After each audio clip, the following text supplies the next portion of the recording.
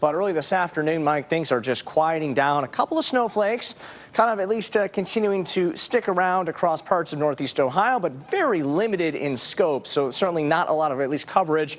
A little bit of light snow continues to fall here in parts of greater Cleveland, and got to see a little spin. That's actually a meso low, which is really interesting to see across parts of Lorain. There's another little one just off the shore of at least Cleveland, and even maybe another one just off the shore of Cleveland. So certainly some very interesting at least radar signatures here on the Power 5 early this afternoon. But a lot of that snow, thankfully, not really causing too much more accumulation. We'll maybe pick up another inch at most if you're under some of this, but 99.9% of us not seeing nearly as much as we saw this morning. And for that matter, most of the area in through parts of Geauga towards Ashtabula County quieting down, just a little bit of that snow lingering across the shoreline from Cleveland towards Mentor and Paynesville. But it was a different story about 6 to 8 hours ago.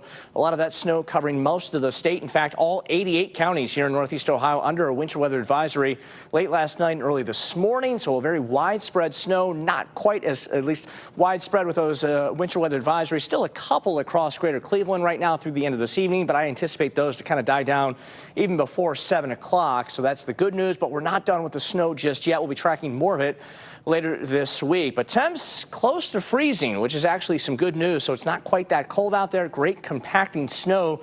It's kind of right around that freezing mark, but the winds are making things a bit colder out there. Some wind chill factors to around 23 in Medina, 25 in Akron to Canton, 27 in Dover, New Philly, and we're right around 30 here in greater Cleveland. So definitely bundle up if you're outside over the next several hours. Lower 30s for most of greater Cleveland.